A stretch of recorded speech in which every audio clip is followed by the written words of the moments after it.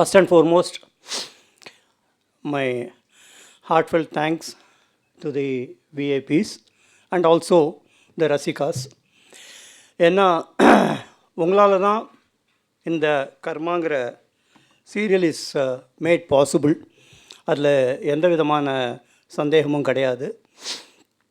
இது நான் எதிர்பார்க்கவே இல்லை, இப்படி இந்த serial it will take shape அப்படின்னு.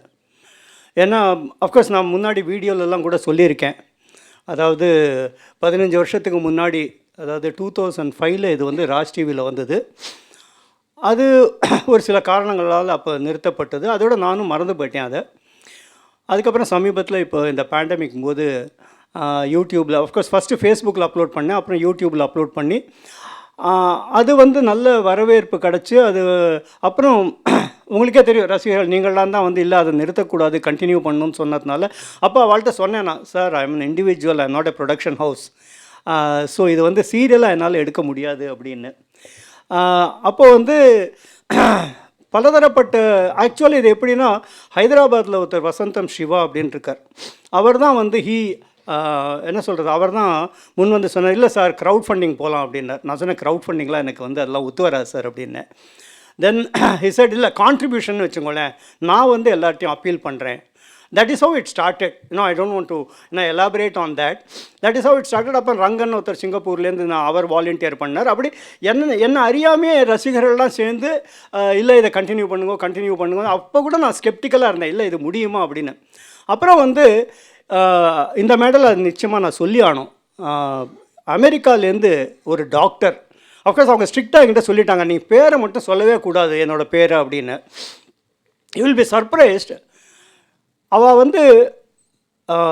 37 lakhs கான்ட்ரிபியூட் பண்ணான்.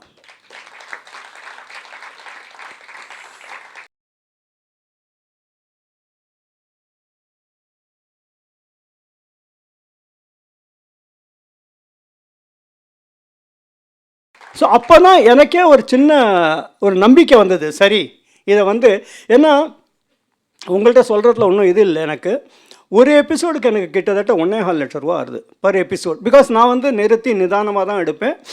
அண்ட் ஸோ அதனால் அந்த காஸ்ட் எனக்கு ஆறுது. ஸோ கிட்டத்தட்ட ஒரு 80 எபிசோடு வரைக்கும் கதை இருக்குது. So you know how much is needed. Anyway I don't want to go into the financial, that's not my intention also now. இது முக்கியமாக எதனால் இந்த மீட் அப்படின்னு பார்த்தீங்கன்னா, நிறைய ரசிகர்கள் எங்கிட்ட சொல்லிட்டு இருந்தா, சார் நீங்கள் பெங்களூரில் லாஸ்ட் மந்த் இருந்தது, அங்கேயும் அதை தான் கேட்டுட்டு இருந்தா. அது என்னென்னா, எல்லாருக்கும் ஒரு சின்ன ஆசை, இல்லை நேருக்கு நேர் பார்க்கணும் அப்படின்னு. ஸோ அப்போ லாஸ்ட் இயர் பேண்டமிக்னால மீட் பண்ண முடியல. ஸோ இப்போ என்னென்னா, பெங்களூரில் மீட் பண்ணதுக்கப்புறம் சென்னையில் நிறைய பேர் என்ன கேட்க ஆரம்பித்தேன், சார் அங்கே மீட்லாம் நடத்தினால் இங்கே நடத்தக்கூடாதா அப்படின்னு. அதனால தான் இந்த meet it's just an informal thing, இதோட ஃபார்மல் மீட்டிங்லாம் கிடையாது. இதில் என்னென்னா, எனக்கு என்ன தோணித்து அப்படின்னா, எபிசோட் நீங்கள் எல்லோரும் பார்க்குறீள், ஆர்டிஸ்ட் எல்லாம் பார்க்குறாள், அவரோட பர்ஃபார்மன்ஸ் எல்லாம் பார்க்குறீள், அதுக்கு நிறைய பாராட்டுதெல்லாம் வந்துட்டுருக்கு. அது உங்களுக்கே தெரியும், யூடியூப்லேயும் வருது, வாட்ஸ்அப்லேயும் வருது. பிசைட்ஸ் த ஆர்டிஸ்ட்ஸ், எனக்கு என்ன தோணித்துன்னா, the others who are involve in the making of Karma, அவளும் அவளையும் நான் இன்ட்ரடியூஸ் பண்ணணும் அப்படின்ட்டு. இப்போ ஒரு சீரியல்னு எடுத்துட்டா, எந்த சீரியலாக இருந்தாலுமே என்னென்னா, அஃப்கோர்ஸ் கதை ஃபஸ்ட்டு முக்கியம். அதுக்கப்புறம் அந்த ஷூட்டிங் நடக்கிறது. ஷூட்டிங் நடந்து முடிஞ்ச உடனே the first thing that happens is editing அப்படின்னு. அஃப்கோர்ஸ் ஷூட்டிங்கும் போது கதை எவ்வளோ தான் நன்னா இருந்தாலும் அதை எடுக்கிற விதம், த ஃப்ரேமிங், த லைட்டிங், ஸோ அந்த கேமரா சினிமாட்டோகிராஃபர் ஆர் த கேமராமேன், அவருக்கு ரொம்ப முக்கிய பங்கு இருக்குது. அதனால தான் எப்போவுமே ஒரு கிரெடிட்ஸில் பார்த்தீங்கன்னா டைரக்டருக்கு அடுத்ததாக வருது கேமரா பர்சன். ஸோ அந்த விதத்தில் இந்த கர்மாவை பொறுத்த வரைக்கும், கர்மா முதல்ல விஸ்வரூபம்னு வந்தபோது ரகுநாத் ரெட்டி சார் தான் கேமராமேனாக இருந்தார். ரகுநாத் ரெட்டிங்கிறவர் இட்ஸ் வெரி என்ன சொல்ற, ஹீஸ் அ லெஜெண்டுன்னே சொல்லலாம். ஏன்னா கேவி சாரோட குருநாதர், கேவி சாரோட ஆஸ்தான கேமராமேனாக இருந்தார். அவர் அப்போ 2006 எனக்கு விஸ்வரூபத்தில் ஒர்க் பண்ணார். அவர்கிட்ட ஒர்க் பண்ண கேவி சார்கிட்ட இருந்த திரு ராஜசேகர் அவர்கள், அவரை மேடைக்கு அழைக்கிறேன். கர்மா இந்த சீசன் 2 கேமராமேன் அவர். சில பேர் அதை பாராட்ட கூட பாருங்கள், அவ்வளோ பிரமாதமாக இருக்குது கேமரா ஒர்க்குன்னு. அதுக்கு காரணக்கர்த்தா அவர் தான்.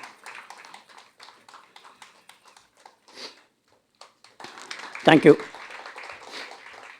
அப்படி சைடில் இருந்தது. ஸோ அது முடிஞ்சதுக்கப்புறம் சரி ஷூட் பண்ணியாச்சு. எதுக்கு நான் இது சொல்கிறேன்னா, உங்கள் எல்லாருக்கும் ஒரு சின்ன ஐடியா கிடைக்கட்டும்னு.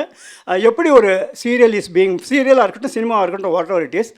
அதே சமயம் இவாளோட அறிமுகமும் அதுக்கு மூலமாக. ஸோ எடுத்ததுக்கப்புறம் அடுத்தது வந்து எடிட்டிங். ஏன்னா நாங்கள் ஷூட் பண்ணுறது எப்படி பண்ணுவோன்னா, ஆர்டரில் இருக்காது, நீங்கள் பார்க்குற ஆர்டரில் இருக்காது. அதாவது சீனே சொல்கிறேன், முதல்ல 5வது சீன் எடுப்போம், அப்புறம் 2வது சீன் எடுப்போம், அப்புறம் 11வது சீன் எடுப்போம்.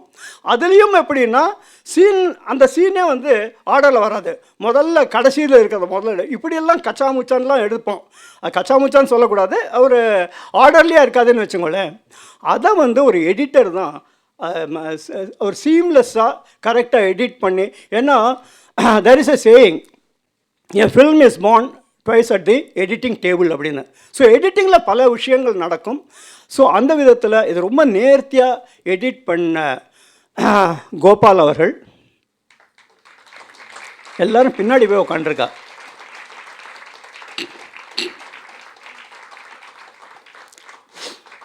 எடிட்டர் கோபால். இவர் எப்படின்னா ரொம்ப குவைட்டு. அதாவது அது ராஜசேகரும் அப்படி தான். எனக்கு அமைஞ்சவா எல்லாருமே என்னென்னா அதிகமாக பேசாதவா. அதாவது பேச மாட்டா. அவளோட இதெல்லாமே வந்து it will reflect in the work. அந்த ஒர்க்கு நீங்கள் பார்த்துருக்கீங்க ஏற்கனவே. So editor. இதுக்கப்புறம் வந்து அடுத்தது வந்து டப்பிங். முன்னாடியெல்லாம் வந்து லைவாக பண்ணுவோம், அதாவது அங்கேயே ரெக்கார்ட் பண்ணுவோம். அஃப்கோர்ஸ் அங்கேயே ரெக்கார்ட் பண்ணுறதுல அட்வான்டேஜும் இருக்குது, டிஸ்அட்வான்டேஜும் இருக்குது. அட்வான்டேஜ் என்னன்னா அது அவ்வளோ தத்ரூபமாக இருக்கும். அஃப்கோர்ஸ் டப்பிங்லேயும் அது பண்ணலாம், பட் டப்பிங்கை விட லைவாக பண்ணுறது இன்னும் பெட்டராக இருக்கும். எனிவே இப்போ இருக்கிற காலகட்டத்தில், இப்போ இருக்கிற எக்கனாமிக்ஸில் டப்பிங் தான் பண்ண வேண்டியிருக்கு. டப்பிங்னா அங்கே பேசிடுவா, அதுக்கப்புறம் இங்கே வந்து அதுக்கு தகுந்த மாதிரி வாய் அசைச்சு பேசுகிறதெல்லாம். இதில் கர்மாவை பொறுத்த வரைக்கும் என்னென்னா, முக்கால்வாசி அதே ஆர்டிஸ்ட் தான் அவளே பேசியிருக்கா.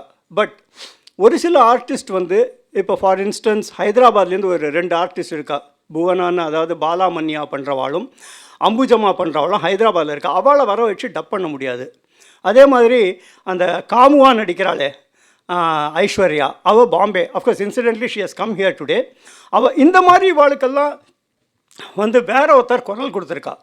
அது எப்படின்னா, அந்த கரெக்டாக அவள் பேசியிருக்கிற மாதிரியே பேசணும், அந்த முகபாவங்களுக்கெல்லாம் தகுந்த மாதிரி. அதில் வந்து அம்புஜத்துக்காக பேசின லதா,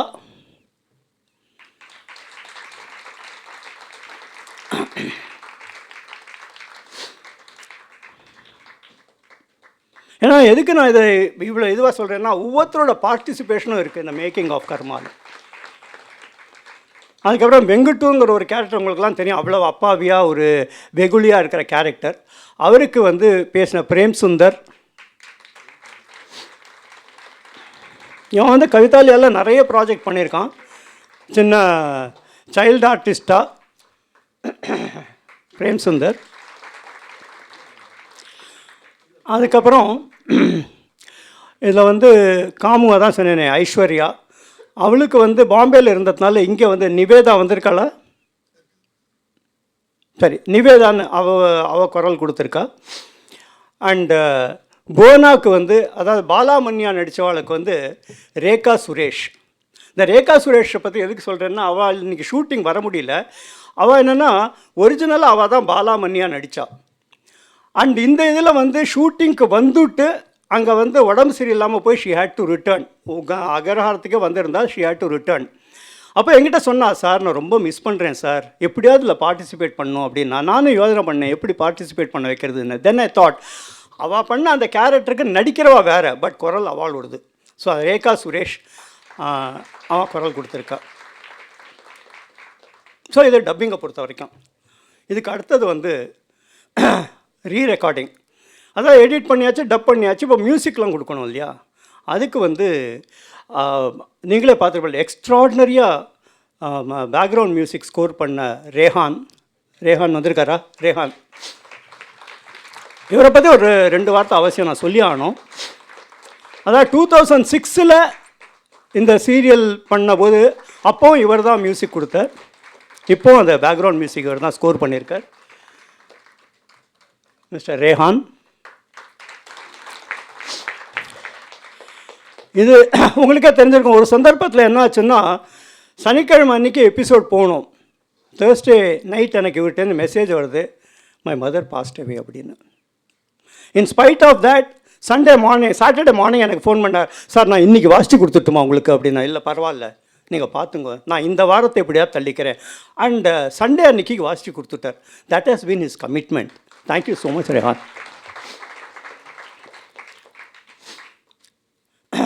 அதுக்கப்புறம் இந்த டைட்டில் சாங். அஃப்கோர்ஸ் டைட்டில் சாங்கை நான் அதை பற்றி சொல்லவே வேண்டாம், நீங்கள்லாம் நிறைய பேர் அதை பற்றி சொல்லிட்டேன். அதுக்காக தான் நான் என்ன பண்ணேன்னா, உன்னிகிருஷ்ணன் அவர்கிட்ட ரிக்வெஸ்ட் பண்ணேன். ஏன்னா அவர் தான் இந்த டைட்டில் சாங் பாடியிருக்கார். அவர்கிட்ட ரிக்வெஸ்ட் பண்ணேன், அஃப்கோர்ஸ் த்ரூ மிஸ்டர் ஜேபி. ஏன்னா ஜேபியோட ரொம்ப க்ளோஸ் ஃப்ரெண்ட் அவர். நான் அவர்கிட்ட சொன்னேன், சார் இந்த மீட்டுக்கு இவர் உன்னிகிருஷ்ணன் வந்தால் ரொம்ப நல்லாயிருக்கும் சார் அப்படின்னேன். உடனே அவர் ஃபோன் பண்ணார். அவர் ஃபோன் பண்ணி அவர்கிட்ட கேட்டு, அவர் முத்துக்காடுலேருந்து வரணும், he is on the way, அவர் வந்துவிடுவார். அஃப்கோர்ஸ் எனக்கு தெரியாது, அவர்கிட்ட நான் ஒரு சின்ன ரிக்வெஸ்ட் பண்ண போகிறேன். அவருக்கே தெரியாது, சார் ஒரு 2 லைன் இங்கே பாடுங்களேன் அப்படின்னு சொல்ல போகிறேன். முடிஞ்சால் அவர் பாடுவார்னு நினைக்கிறேன். டப் பண்ணியாச்சு, ரெக்கார்டிங்லாம் பண்ணியாச்சு. அது எல்லாத்தையும் கோர்வையாக மிக்ஸ் பண்ணணும். அதாவது டயலாக் தனியாக இருக்கும், மியூசிக் தனியாக இருக்கும், எஃபெக்ட்ஸ், இந்த பறவை சவுண்டு, டெலிஃபோன் சவுண்டு, அந்த மாதிரி எஃபெக்ட்ஸ்னு பேர். அதெல்லாத்தையும் கோர்வையாக மிக்ஸ் பண்ணி அதை ஏற்ற இறக்கம் கரெக்டாக பார்த்துக்கணும். அதாவது டயலாக், சில பேர் சொல்லுவாள் மியூசிக் அதிகமாக இருக்கும்பா, அதனால் மியூசிக்கோட லெவல், டயலாகோட லெவல், இதெல்லாம் கரெக்டாக பண்ணி அதை பண்ண Kannapiran.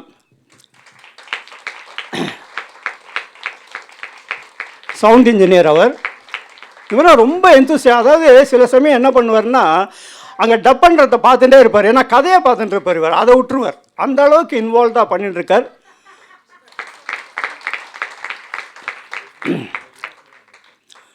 So that is as far as the post production work is concern. அடுத்தது இப்போ ஒரு ஒரு சீரியலோ சினிமாவோ பண்ணோன்னா இட்ஸ் எ டைரக்ஷன் டீம். ஏன்னா அவளும் ரொம்ப இன்றியமையாது. ஏன்னா ராப்பகலாக உழைக்கிறவாவா. Right from the time the story develop ஆகிறதுல இந்த ஷூட்டிங்லேயும் ஒர்க் பண்ணோம், போஸ்ட் ப்ரொடக்ஷன்லேயும் ஒர்க் பண்ணோம், கோஆர்டினேட் பண்ணோம், எல்லாம் பண்ணோம்.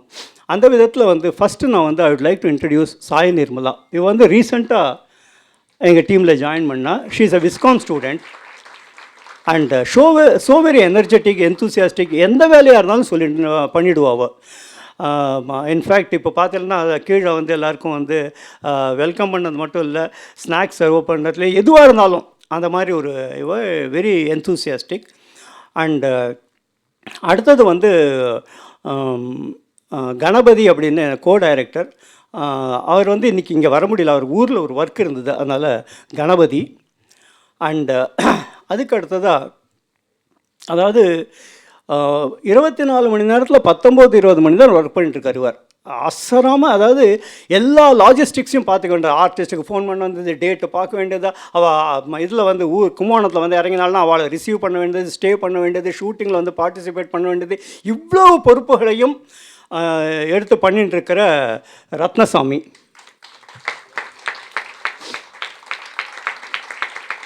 நான் இவர் இல்லைன்னா, நிஜமாக சொல்கிறேன், இவர் இல்லைன்னா என்னால் இந்த சீரியலே பண்ணியிருக்க முடியாது. That has been his commitment. And Guhaprasad, of course he is the person who compose the music for this title song.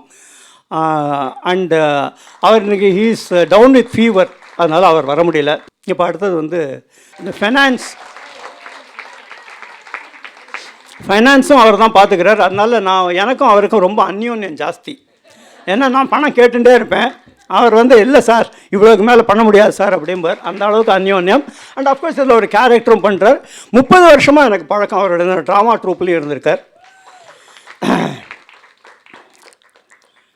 இதுக்கப்புறம் நான் ரிவர்ஸ் ஆர்டரில் போகிறேன். அதாவது சமீபத்தில் ஒரு கேரக்டர் இன்ட்ரடியூஸ் பண்ணேன். அது எப்படின்னா, ஒரிக்கைக்கு இதில் நடிக்கிற இன்னொரு ஆர்டிஸ்ட் அங்கே இதுக்காக போயிருந்தா, பெரியவாளை தரிசனம் பண்ணுறதுக்காக போயிருந்தா.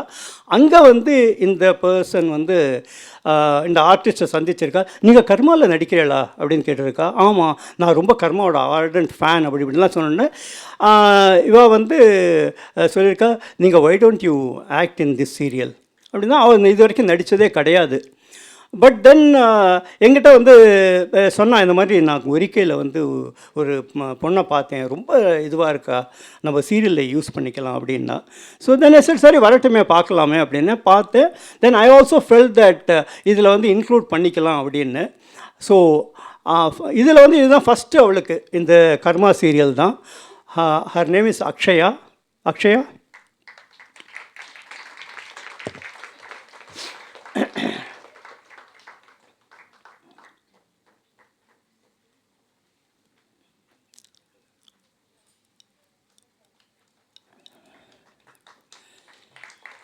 இதில் வந்து காமுங்கிற கேரக்டர் பண்ணுறாவோ. அதே மாதிரி நான் வந்து ஃபேஸ்புக்லேயோ வாட்ஸ்அப்லேயோ எங்கேயோ பார்த்தேன். அந்த ஃபேஸை பார்த்த உடனே எனக்கு வந்து இந்த கேரக்டர் ஏன்னா அந்த காமு நடிக்க முடியல, முன்னாடி 15 வருஷத்துக்கு முன்னாடி நடித்த காமு நடிக்க முடியல. ஸோ இந்த இது கரெக்டாக இருக்கும் அப்படின்னு தோணித்து. நான் அவளை பாம்பேயில் இருக்கேன்னு சொன்னேன். நான் இருந்தால் பாம்பேயில் இருந்தாலும் பரவாயில்ல, இதில் நடிக்க முடியுமான்னு கேட்டேன். அவளும் ஃபஸ்ட் டைம் நடிக்கிறா. ஐஸ்வர்யா ஃப்ரம் பாம்பே. இந்த மீட்டுக்காகவே அவள் இங்கே ஊரில் தான் இருக்கா. இந்த மீட்டுக்காகவே அங்கேருந்து இங்கே வந்திருக்கா ஐஸ்வர்யா.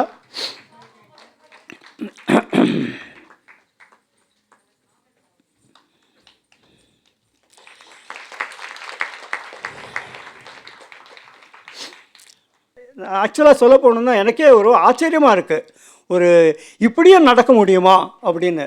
ஏன்னா எனக்கு தெரிஞ்சு ஒரு சீரியல் வந்து 15 வருஷத்துக்கு அப்புறம் ரிவைவ் ஆனதாக எனக்கு தெரியவே இல்லை, நான் கேள்விப்படவே இல்லை இது வரைக்கும். That is number 1. நம்பர் 2, ரசிகர்களோட கான்ட்ரிபியூஷனை வச்சு ஒரு சீரியல் எடுக்கப்பட்டதாக சரித்திரமே இல்லைன்னு நினைக்கிறேன். ஸோ அதுக்கெல்லாம் உங்களுக்கு தான் மனமார்ந்த நன்றியை தெரிவிச்சுக்கணும் தான்.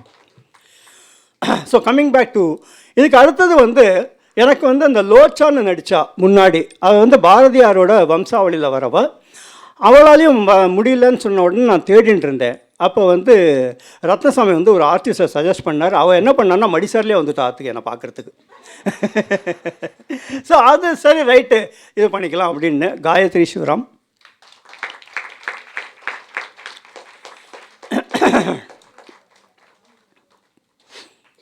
இந்த லோச்சா அப்படிங்கிற கேரக்டர் பண்ணுறாவ.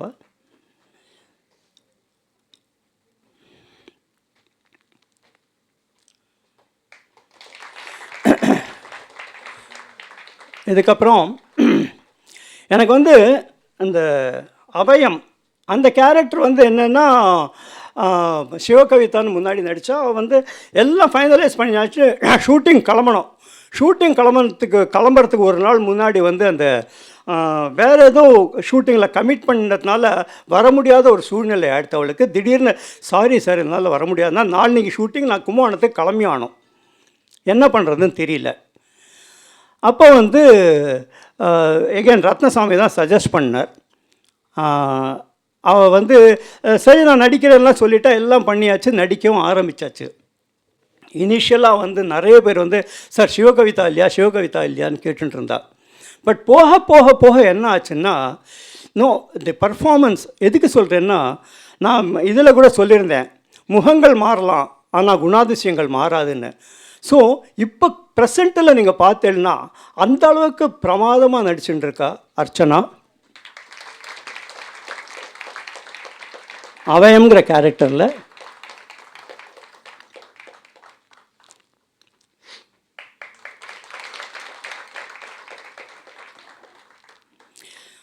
அடுத்ததாக இல்லை ருக்குவோட மாமாவாக வருவார் கிச்சாமி அப்படின்னு. அவர் வந்து முன்னாடி நடித்தது வந்து டெலிஃபோன் வெங்கட்ராமன்னு பேர், நாடக நடிகர்.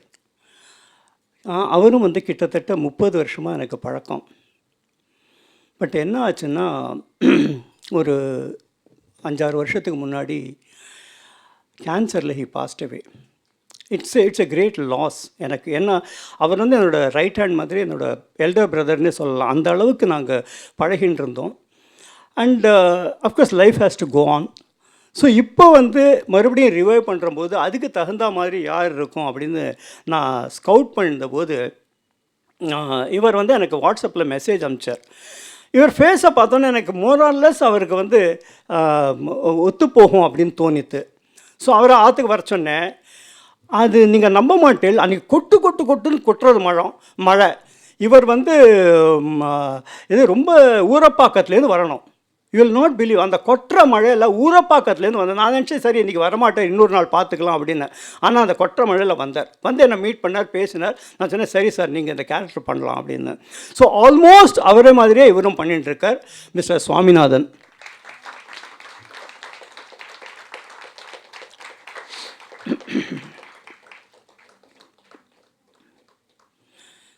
இதில் முகாசிவா எல்லாருமே first time நடிக்கிறா. So Swaminathan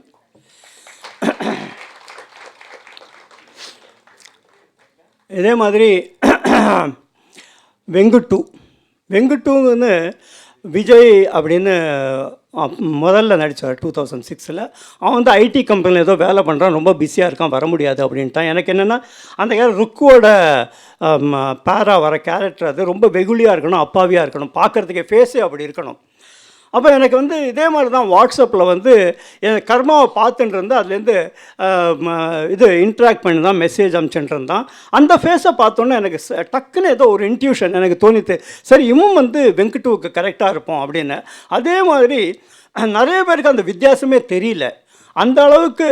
and of course first அவனை இன்ட்ரடியூஸ் பண்ணுறேன், அதுக்கப்புறம் அவனை பற்றி சொல்கிறேன். நிரஞ்சன்.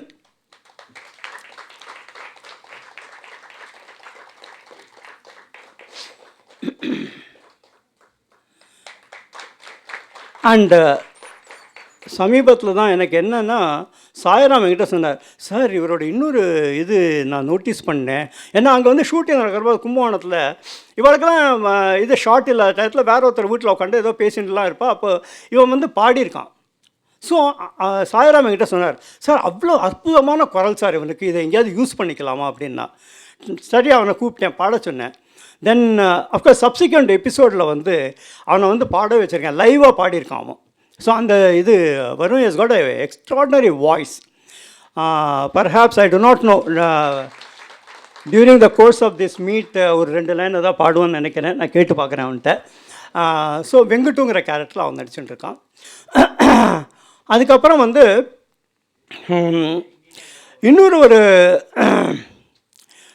இன்னொரு ஆர்டிஸ்ட் இவன் எப்படின்னா, அஃப்கோர்ஸ் ட்ராமாவில் ஃபேஸ்புக் மூலமாக பரிச்சயம் எனக்கு. ஃபேஸ்புக்கில் இன்ட்ராக்ட் பண்ணிருந்தபோது நான் வந்து சாதாரணமாக கேட்டேன், நான் வந்து இதில் வந்து என்னோடய ட்ராமாவில் நடிக்கிறியா அப்படின்னு.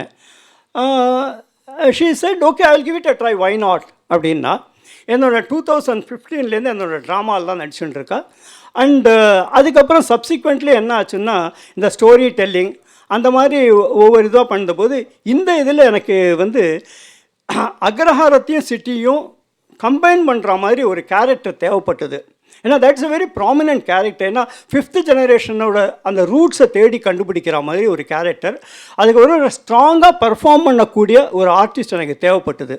ஸோ தென் ஐ டோல்டர், நீ இதில் இது பண்ணுறியா, நடிக்கிறியா அப்படின்னு. So she also willingly accepted. And of course அவள் தான் வந்து இப்போ இந்த சிட்டிலேயும் அக்ரஹாரத்தையும் கம்பைன் பண்ணி ஒன்று சேர்க்க போகிறா கவிதா சுரேஷ். இதில் இவரோட இன்னொரு சிறப்பு அம்சம் என்னென்னா, அபுதாபியில் இருந்தால் அப்போது. And you will not believe, ஒவ்வொரு ஷோக்கும் ட்ராமாவை சொல்கிறேன், ட்ராமா நான் போடணும், ஒவ்வொரு ஷோக்கும் அபுதாபிலேருந்து வந்து நடித்து கொடுத்துட்டு போயிட்டு இருந்தாவோ. ஸோ தட்ஸ் அவர் கமிட்மெண்ட்.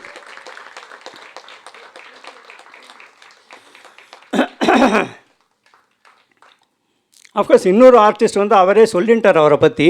இந்த இதில் வந்து ஒரு அந்த இவளோட கௌரி கேரக்டர் பேர், கவிதாவோட பேர், கௌரியோட அப்பாவை நடிக்கிற ஜேபி சார்.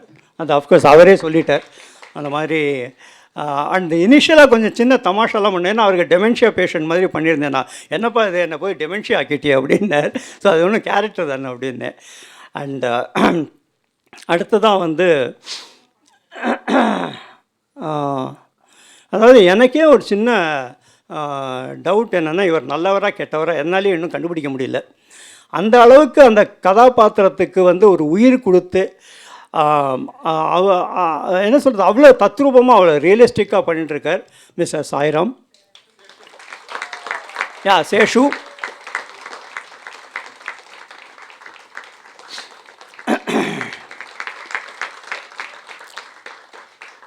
ஏன்னா இவர், பூவிலங்க மோகன், பிரீத்தி இவெல்லாம் மறுபடியும் 15 வருஷத்துக்கு அப்புறம் சரின்னு சொன்னதுனால தான் என்னால் இந்த சீரியலை கண்டினியூ பண்ண முடிஞ்சது.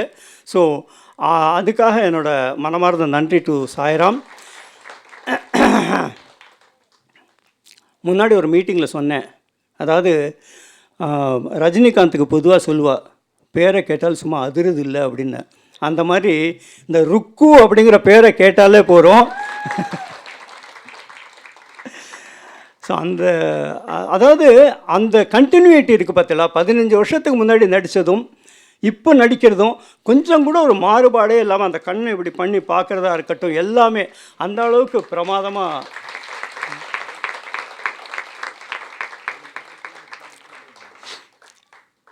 அண்ட் அஃப்கோர்ஸ் ஒன்ஸ் அகேன் இங்கே இருக்கிறவளை மாத்திரம் தான் நான் இப்போ சொல்லிகிட்டு இருக்கேன், மற்றவாள்லாம் அங்கே வெளியூரில் இருக்கிறதுனால இது பண்ண முடியல. And finally S, Somasekhara Ganapadigal. Oh sorry, ஒரு நிமிஷம் சாரி, அனந்த்ராம், ராம் சார் வாங்கோ, ஆனந்த்ராம். இவர் வந்து அண்ட் உஷா ஆல்சோ, 2 பேரும் மறந்து போயிட்டேன், சாரி. வாங்கோ உஷா அண்ட் அனந்த்ராம்.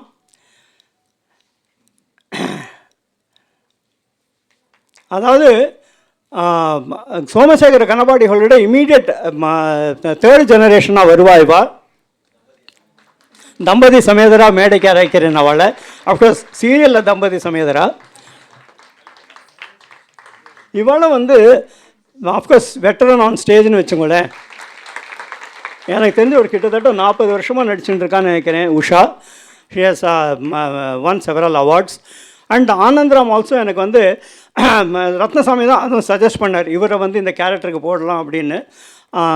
அந்த விதத்தில் thankful to both of them. And coming back to Somasekhara Ganapadigal.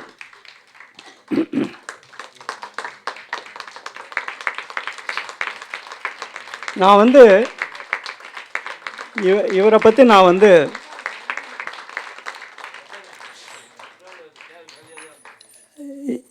நான் வந்து அதிகமாக ஒன்றும் சொல்ல தயாராக இல்லை, ஏன்னா you all know about him. So